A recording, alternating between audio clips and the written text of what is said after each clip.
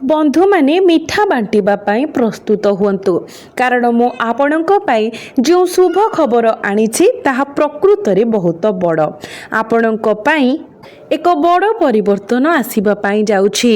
वर्तमान आपणक सहित घटुथिबा समस्त घटना विषय आलोचना करंतु विचार करंतु मनर अस्थिरता आपणक कार्यर बारंबार अटकी रहिबा किंबा रातिरे सेही अजब अनुभव सोइबा पूर्वरु जे किछि बड़ घटना घटिबाकु जाउछि एहा मध्यरु कोनोसिटी दुर्घटना वशतः घटु नाही एहा पछरे एक गभीर कारण अछि एवं आजि मु सेही कारण स्पष्ट भाବରେ प्रकाश करिबि। किंतु प्रथमे मु एहा कहिबाकु चाहे जदि आपण एही वीडियो देखुछंती तेबे एहार अर्थ हेउछि ईश्वर आपणकु किछि विशेष कथा जणाइबाकु चाहुछंती तेणु ध्यान देई सुनंतु। भगवान शनिकर दृष्टि वर्तमान एक अनन्य उपाय आपणक राशि उपरे पडुछि। एही प्रभाव संपूर्ण कठोर किंबा संपूर्ण कोमल नुहे बरं एहा एक परीक्षा परि जेपरि केही जणे मूल्यांकन करूछंती जे आपणक पाखरे धैर्य अछि कि नाही। जो माने एही परीक्षा सह्य करंती सेमानंक पाई 30 रु 40 दिन सेमानंकर जीवन रे एक प्रमुख मोड़ प्रमाणित हेबो। तथापि एक चेतावनी अछि जदि आपण शीघ्र एक बड़ निष्पत्ति नियंती तेबे आसन्न शुभ खबर विलंबित होई पारे तेणु परवर्ती कथा को बहुत ध्यानर सहित सुनंतु। वर्तमान आपणकर राशि रे जो गुरुत्वपूर्ण घटना सूचाउछि ताहा विषय आलोचना करंतु। देवगुरु बृहस्पति वर्तमान आपणक पाई एक संरचना सृष्टि करुछंती जहाकू प्राचीन ज्योतिष शास्त्र रे अत्यंत दुर्लभ बोली माना जाई थाए। यह सीधा सड़क धन प्रगति एवं आपण दीर्घ समय धरी जो सम्मान खोजुछंती ताहा सूचित करे किंतु प्रकृत प्रकाश एपर्यंत आसीबाकू बाकी अछि कारण एही संरचनार प्रभाव केवल टंका पर्यंत सीमित रहिबो नाही एहार एक अंश आपणक परिवार सहित मध्य जड़ित एवं मु आपणकु से विषय खूब शीघ्र कहिबी।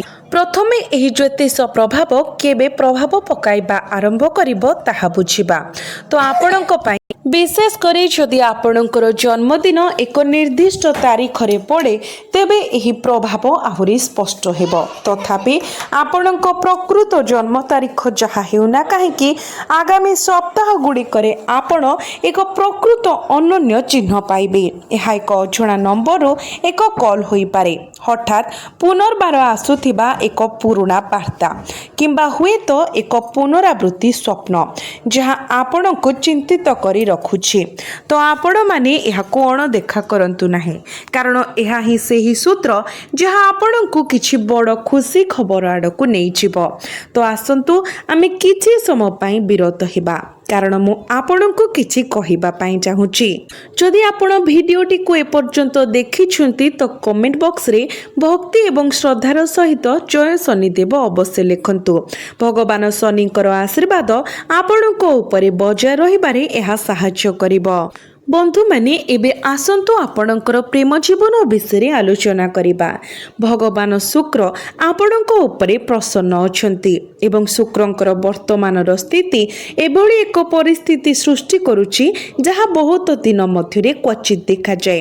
तो जो मानकर संपर्क भांगिबाकू बसिथिला सेमानंक पई एही समय एक नूतन आरंभ आनी पारे जेतेबेले जणे अत्यंत विशेष व्यक्ति वर्तमान अविवाहित लोकंक जीवन रे प्रवेश करबाकू जाउछंती तथापि एही साक्षात साधारण भाबरे हेबो नाही एथिरे किछि अनन्य हेबो जहा आपणको मध्य आश्चर्य करिवो। मु किछि समय मध्यरे से अनन्य दिगटी कोन ताहा प्रकाश करिबी कारण प्रथमे बुझिबा पई आउ एक गुरुत्वपूर्ण विषय अछि। भगवान मंगलंकर वर्तमानर स्थिति आपणको एक स्वतंत्र प्रकारर शक्ति प्रदान करुछि।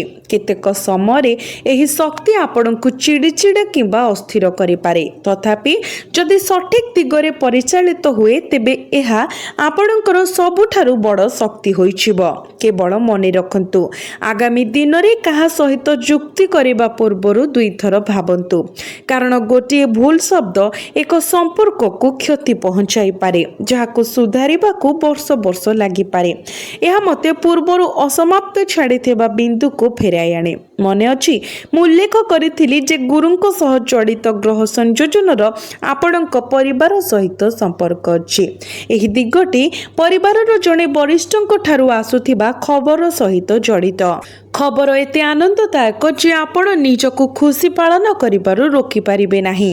तेबे मने रखंतु खबरटी केवल खुशी विषय नुहे, यह सहित एक प्रमुख दायित्व मध्य अछि जहाँ आपणक दृष्टिकोण को संपूर्ण भाବରେ परिवर्तन करिबो। आपण हुईत भाबुथिबे जे एही खबरटी कोन एवं यह केउ प्रकारर दायित्व नै थाए, किंतु एक मुहूर्त अपेक्षा करंतु कारण यह पूर्वर आपण आर्थिक परिस्थिति संबंधी आउ एक गुरुत्वपूर्ण संकेत अछि जहाँ आपण को बुझिबा को पड़िबो।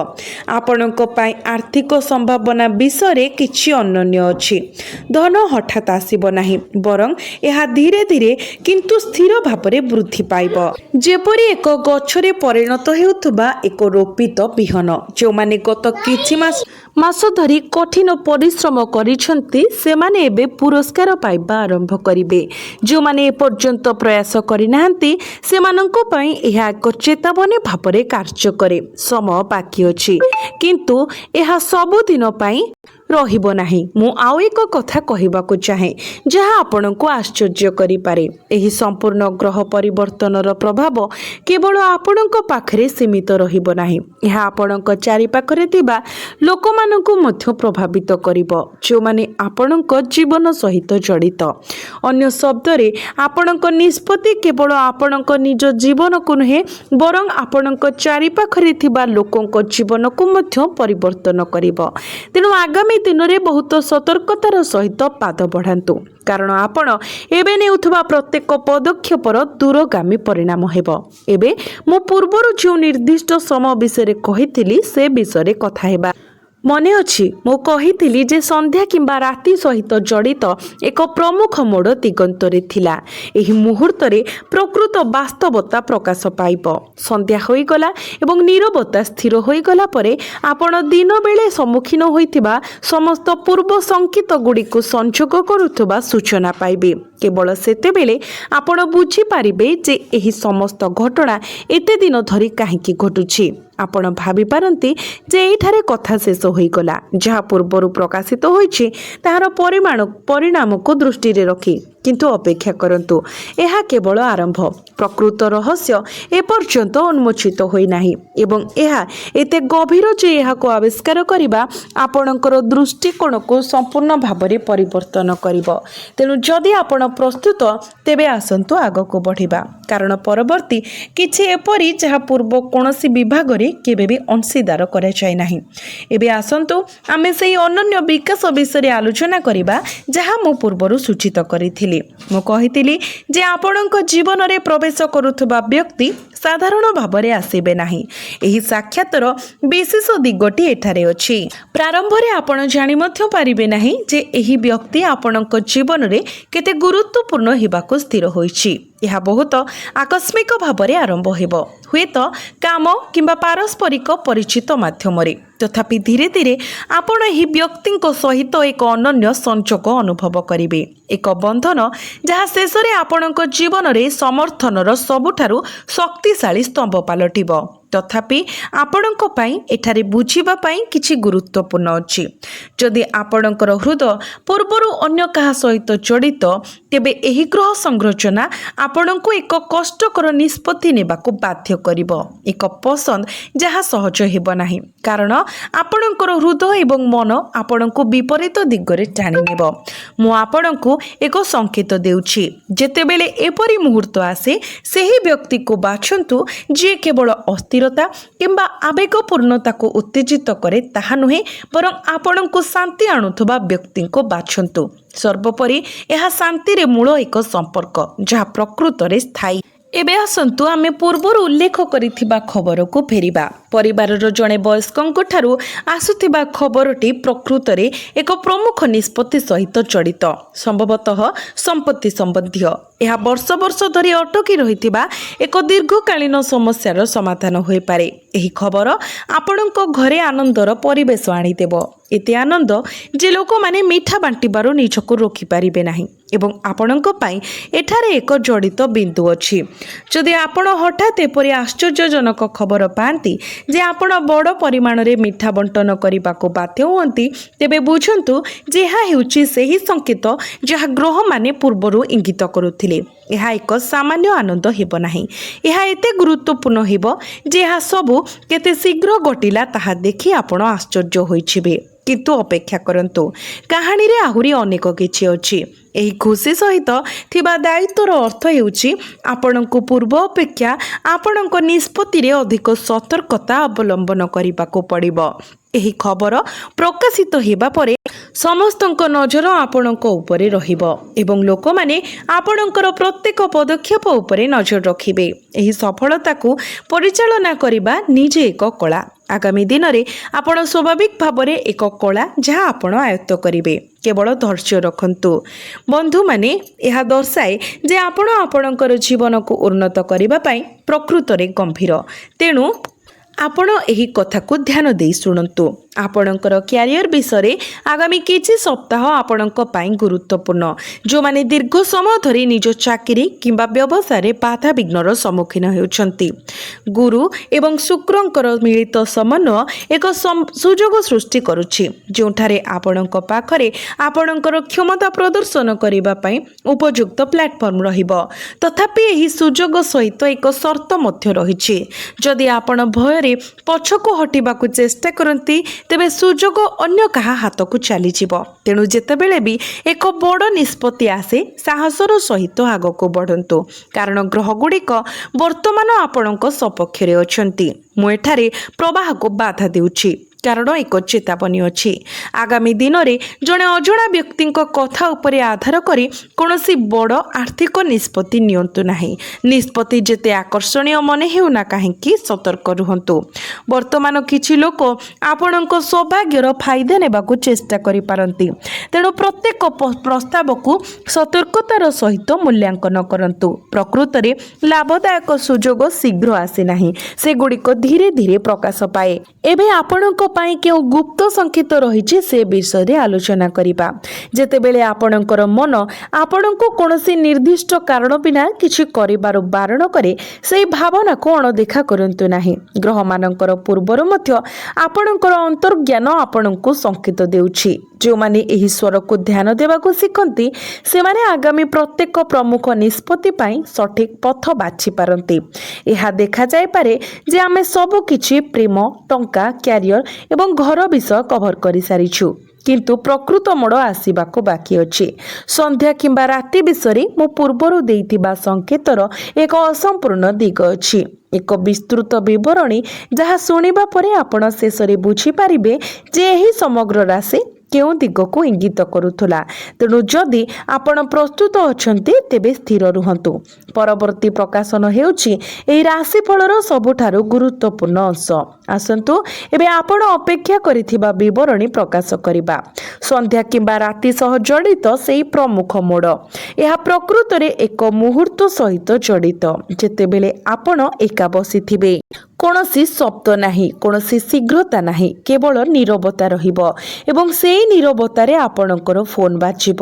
ଅନ୍ୟ ପାର୍ଶ୍ୱର ସ୍ୱର ଆପଣଙ୍କ ଆଖିରେ ଲୁହ ଆଣିଦେବ, କିନ୍ତୁ ଏଗୁଡ଼ିକ ଦୁଃଖର ଲୁହ ହେବ ନାହିଁ।